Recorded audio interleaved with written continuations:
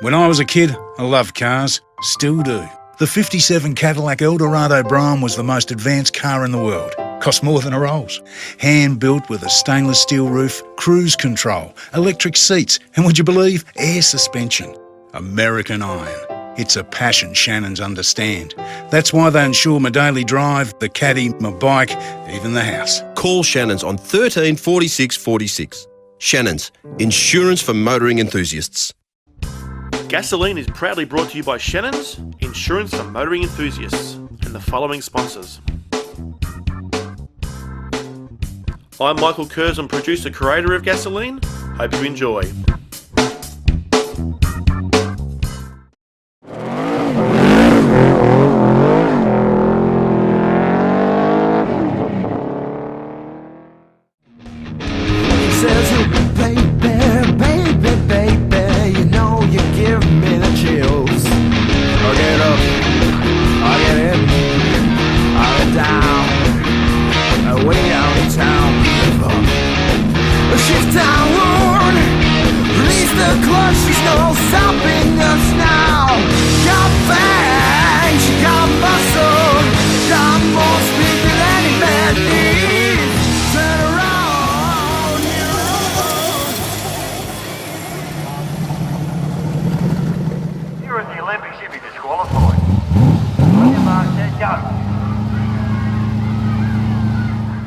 Well, I've found an exciting package here. This little LJ two-door Tirana stuffed full of very angry 383 Stroker Holden, owned by David Sultana here. David, great car. Tell us all about it. Thanks very much.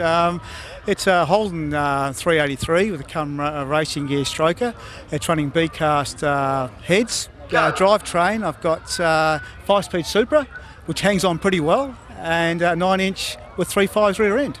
So you've got a good all-round package, good for cruising on the highway and the acceleration without gearing. I tell you what, it's a scary car for anyone that really can't control the car. In the wrong hands, it's a real weapon, but I guess when you get older, you get a bit wiser and you handle that power a bit better.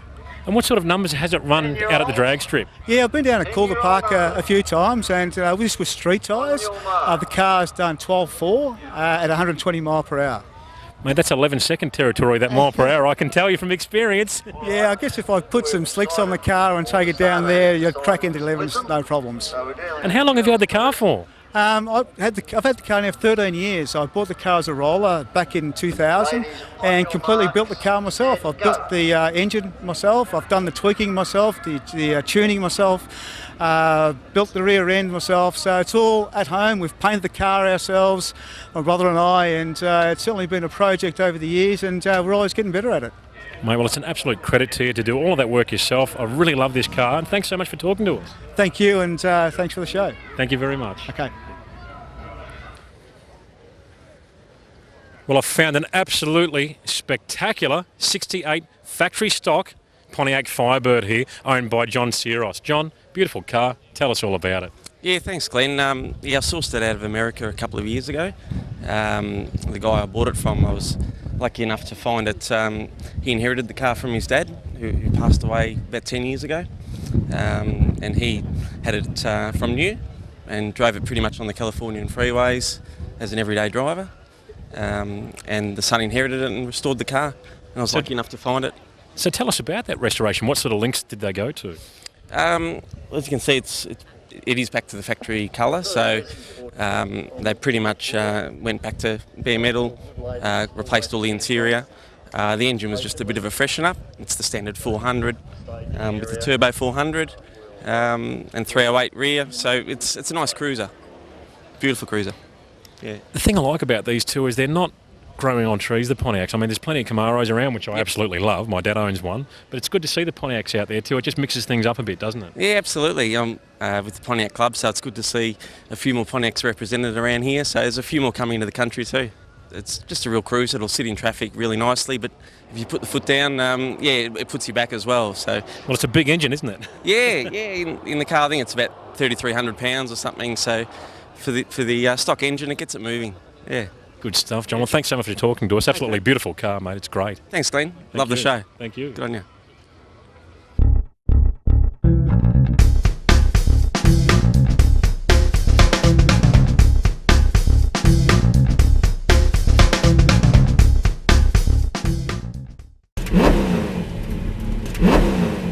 here's an event to mark on your calendar for 2013, the Gasoline Muscle Car Expo. There's never been an event like this one, where some of Australia's very best concourse American and Australian muscle cars come together under one roof. Also featured by special invitation, barn finds, street machines, special interests and 50s classics.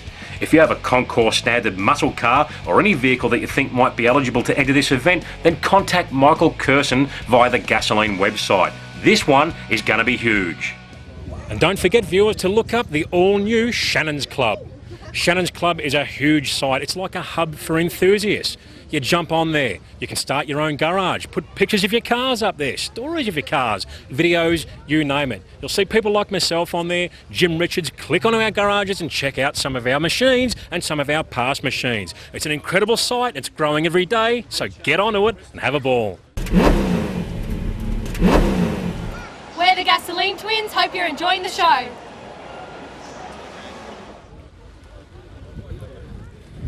Well, I've got to tell you, these 50 classics are really starting to grow on me these days. This absolutely beautiful 55 Chevy Bel Air here is owned by Frank Zammit. Frank, tell us about this car. Tell us all about it. Okay, I've had the car for about 4 years now. I purchased from a chap in Georgia, America, about 4.5 years ago. It's been a classic. I haven't restored the car. It's how I bought it. We just finished the motor, my son and I, about 2 weeks ago. This is his second trip. We gave the engine bay a bit of a quick coat of paint, did the front end up, and yeah, it drove very well today. I was very, very impressed. Bit of a little cam, a bit of a tickle, yeah, but so far so good, so I'm pretty happy with it. And it's totally original. It's got electric windows, electric seats, all factory fitted, and yeah, pretty much stocky. You don't see too many of the little 265 small blocks around, do you? No, everybody goes for the big blocks, the 350s and everything else, but we've kept it original front end, original suspension, brakes, no boosters, no power steering, no nothing, as it was made in 55. And is this a factory colour combo? It's definitely a factory colour combo. It's gypsy red with shoreline beige, and yeah, as it is factory. Factory options are all the stainless steel chroming, rear wheel spats, and one electric window, electric seats. So she's fully loaded? Fully loaded, yeah, fully. And it's even got the fader on the radio for front and rear speaker control on the radio. Yeah, so I'm pretty happy and pretty lucky with it. Fantastic, mate. Absolutely love it. Thanks so much for talking to us. Beautiful car. Thanks for your time. I really appreciate being on your show. Our pleasure. Thanks very much. Well, you know I'm a sucker for these HQ GTS two-door coupes. Found a real good one here, owned by Rob Hasty here. Rob, tell us about this beautiful car. G'day, Glenn. Well, this is my 1973 HQ Coupe. I purchased the car in 1996 when it had 43,000 miles on it. So it was a very low miles vehicle. Since then I haven't done a lot to it. Gee, mate, well, it's in fantastic shape if that's the case. What drivetrain does this car run? What engine and drivetrain? Okay, with 308 Trimatic. With 308 diff, I think. Very nice combination. Yeah. Do you use the car often? I use it nearly every weekend. I try to keep the juices flowing because, once again, I said before, they don't like to sit. They like to be used. Cars should be driven, and I love to drive this one. Well, thanks for talking to us, Rob. If I ever win Touch Lotto, I'll be knocking on your door, but I have a feeling that I probably couldn't buy this car for any amount of money. Well, mate, this car is actually in a Shannon's ad, and at the end of the ad, the guy says, who knows, maybe one day I might get that HQ. And when he says that, I say, you're dreaming, buddy. Thanks so much for talking to us, mate. I don't blame you. My pleasure. Great show. Thank you. See you later.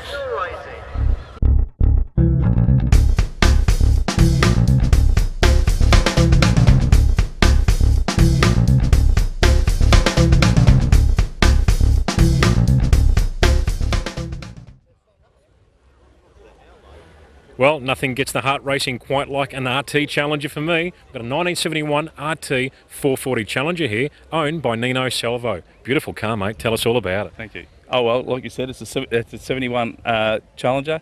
It's a big block. It's an auto, 8 3/4 diff. And you've just done a few of your own little tweaks to improve the car? When I first got it, I had the wrong bonnet on it. I had it repainted and the right sticker put on the bonnet, and put the Magnum wheels on it. It's just little odds and ends, just maintenance stuff and all that sort of stuff, yeah. What sort of power did the 440s make factory, and how does it perform on the road? Oh, it's nice on the road. They come out with 375 horsepower, but just heaps of torque. Just low down grunt. It just pulls away very nice, and on the highway just purrs. And this is the 4-barrel version, not the 6-pack, isn't Yeah, it? that's the Magnum. Yeah, the 6-pack had a little bit more power, and they were a bit of more racy sort of engine. Yeah. Fantastic, mate. Beautiful car, and thanks so much for talking to us. Appreciate your time. No worries. Thank you. Thank you. Thank you.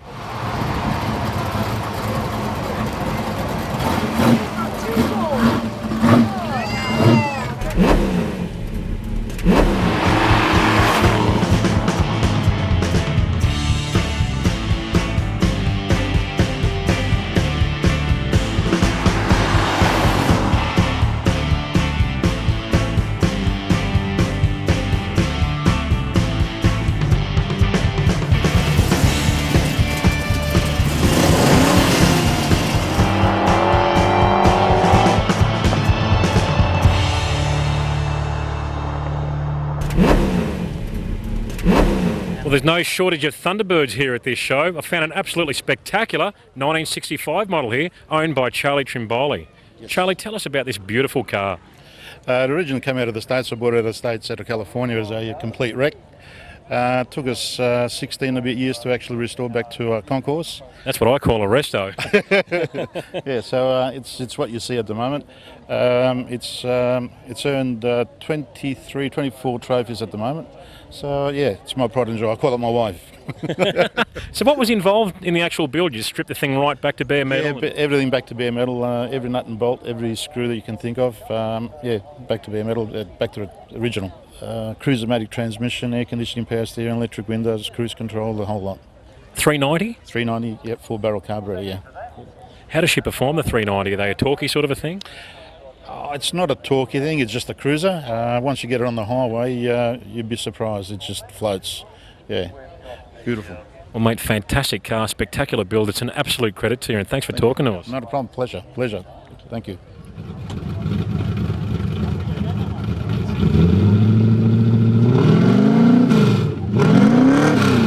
Well, I'm a bit of a sucker for an early Monaro, and I found one here belonging to Rhys Baines. Rhys, great car. Tell us all about it.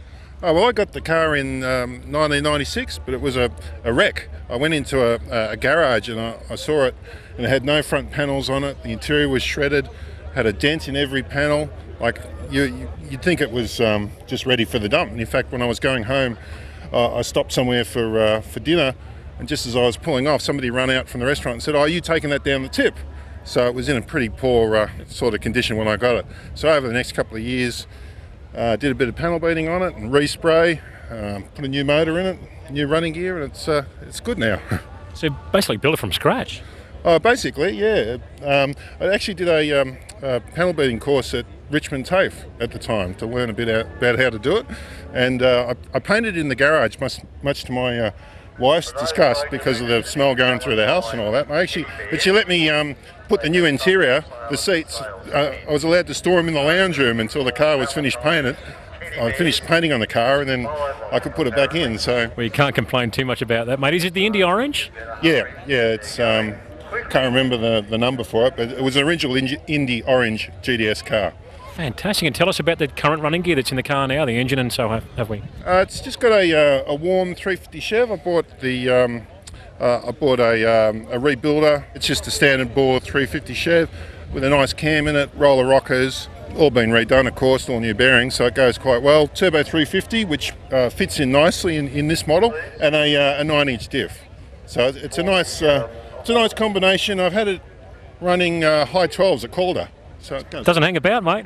Yeah, it's all right. Good stuff. Well, thanks so much for talking to us. Beautiful car. Love it. Thanks, Glenn. Appreciate it. Love your show. Thank you. Right on!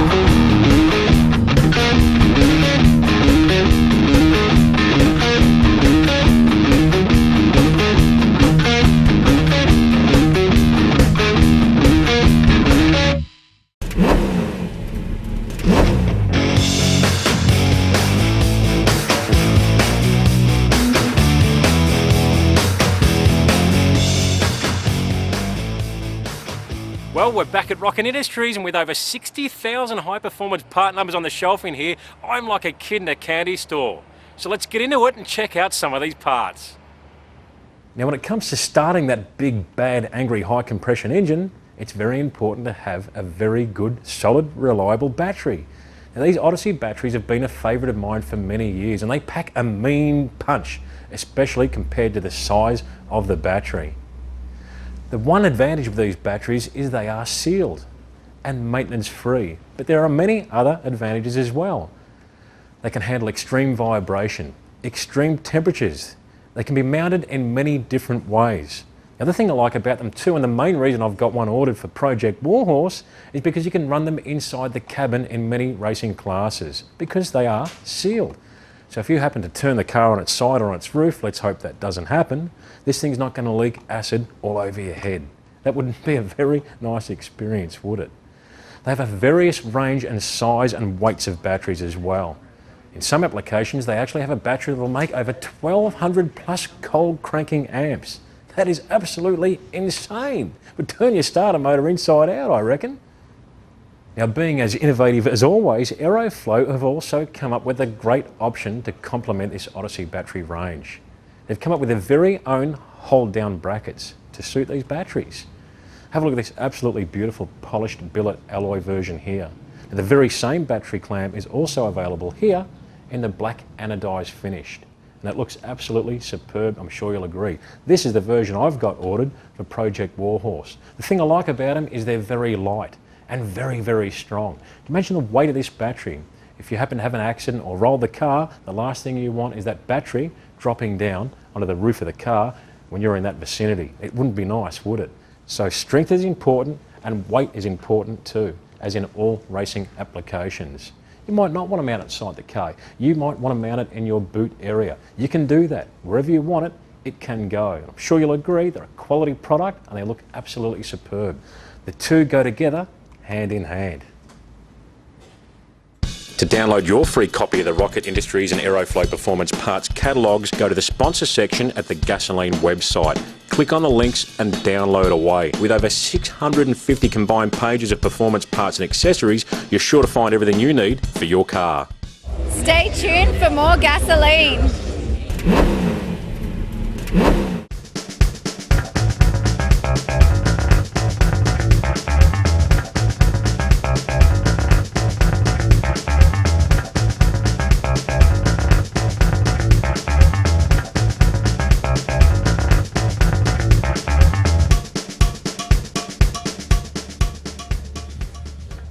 Well, we're in a little country town in Victoria called Newstead. We're at their local swap meet. Looks like there's a few bits and pieces around here, so let's take a look around and see if we can find ourselves a bargain.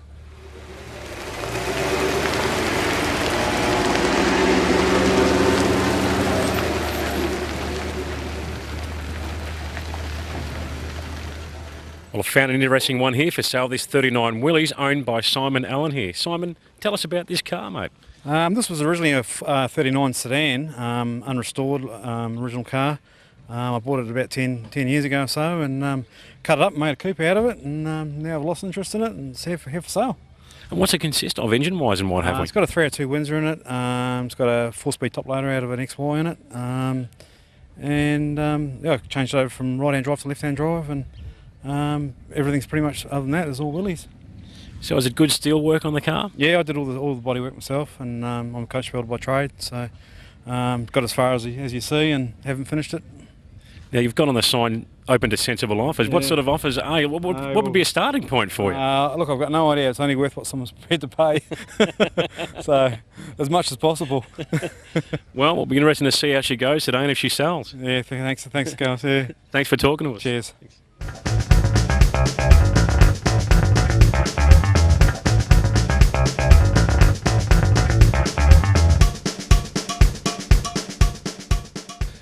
I found another one for sale here, this early custom line. Don't know exactly what year it is, and neither does the owner. It's probably somewhere around 58. It looks like it's Australian delivered also, being right-hand drive. This is just a roller, so no engine or drivetrain at all. But the steel looks pretty good on this thing. I reckon it'd make a good restoration. The owner's had it for about 5 years, and he's originally going to make it a chop top, going to lower that roof line and get it looking real sharp.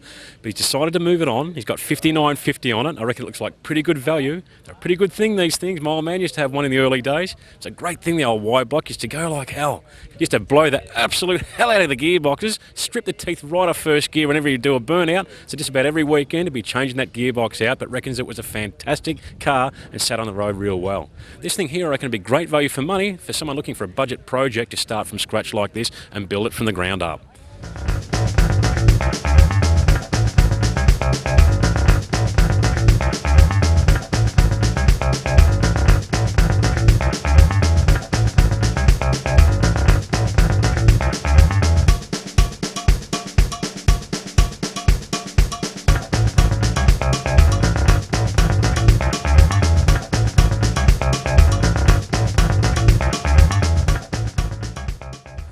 Well, here's an interesting car for you, something different. This American 1962 Dodge Lancer GT.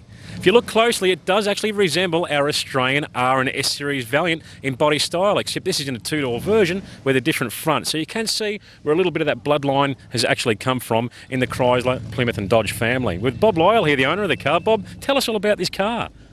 Well, it was imported into Australia somewhere in about April '94. And I got hold of it, which was about 4 months before they allowed us to use left-hand drive on club permit. Fantastic. Now, a lot of people used to laugh at me. I had an S-Series Valiant I was driving around for about 12 months that I bought off my dad, and I tell you what they used to tell me how good that thing drove, they thought I was crazy, but you'd have to agree that these things do drive fantastic, don't they, for their age? They do go very well, they handle well, quite comfortable to drive. This 225 slant you've got on this car, it's not standard, is it? Tell us what you've done. It is not standard. It has got twin carbies on it and the Yellow Terra head extractors and a slightly modified cam. It may upset the purists, but I do have information that the twin carbies were factory approved and they were fitted by dealers in the States. So that's why I did it. Well, in the day, they actually had some pretty full-on setups for these things. They had the Hyper Pack, which was for the 170 Valiants that were running a special class in NASCAR in the day, and they were a big four-barrel, weren't they, with a great big long intake manifold? They had a long intake manifold, special headers, and quite a few other things there.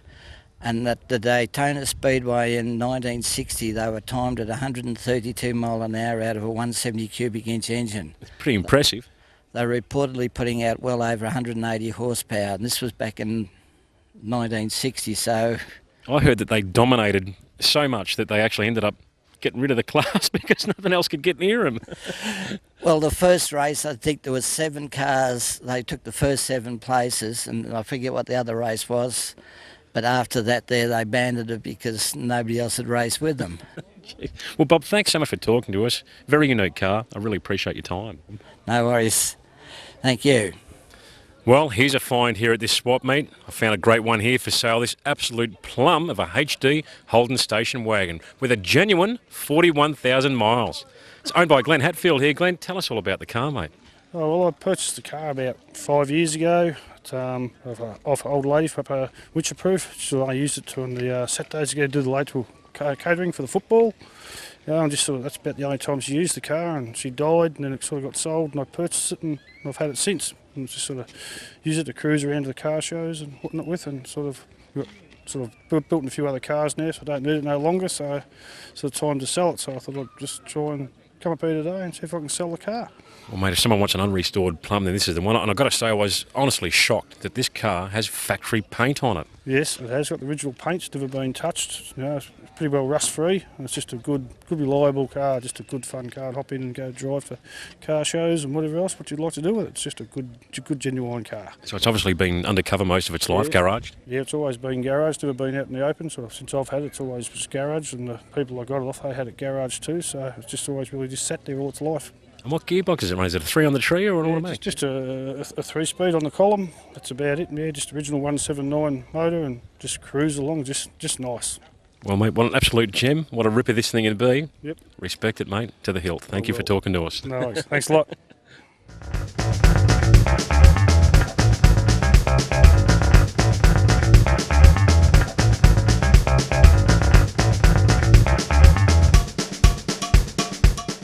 Well, here's an interesting old piece of machinery, this AP6 Valiant here. It looks like a pretty honest old thing too. A good project for somebody to start with. It runs okay. It's got the old 225 Slant 6 Valiant engine. A great old engine, these things.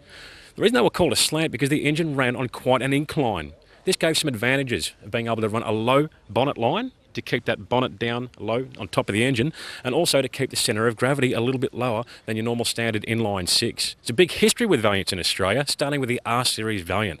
They were an iconic car in their day. In fact, they sold out so fast, they only made 1,000 of them. They had to hurry up and get the next model, the S-Series, happening, so people could then get into their brand new Valiant that they'd actually ordered when the R-Series came out. They had double the horsepower of your Ford and Holden counterparts in Australia and drove far superior. They were light years ahead in their day. Anyway, this thing here is $1,500, and I reckon it's not a great deal of money for what it is. It's got the old 3 on the tree, doesn't look to have a lot of rust in it. I can't see a lot of bog in the panels. It does look pretty honest, and not a bad starting point for the money. Well, I've found something a little bit different here. This absolutely spectacular 51 Studebaker Champion, owned by Neil Backman here. Neil, what a unique car, mate. Tell us all about this machine. Yes, they only made them for 2 years, 1950 and 1951. It is very unusual because of the bullet nose in the front. It creates a lot of interest, and there was only a handful of them imported right-hand drive into Australia, and this one is the only one in Victoria in the Studebaker Club, and only one of 8 in all of Australia. So it's a fairly rare car. So it was actually an Australian delivered vehicle? Yes, it was delivered here originally, right-hand drive. Fantastic. And what engine does this car run? It's a six-cylinder straight flat-top motor, and it's only about 3 litre, just on 3 litre motor. So she's a side valve type? Side valve, yes. And what's a drive like on the road? How's it feel compared to some of your more modern cars today? It drives quite good, and with the wider wheels, handles the road well. But the only thing you get with it compared to the modern car is you got a bit of road noise. And I see you've got it insured with Shannon's Insurance as well. Yes, with Shannon's, yeah. They're a great crowd, and they insured a Rolls-Royce that I own as well, and I'm quite happy with them. Well, I've got 3 cars, the house, the shed, the whole lot, mate, so I'm with you there. Yeah, very good. Yeah. Well, thanks so much for talking to us. Beautiful car. I'm very envious of you, mate, and thanks very much for your time. That's all right. Thank you very much. And Shannon's. Thank you.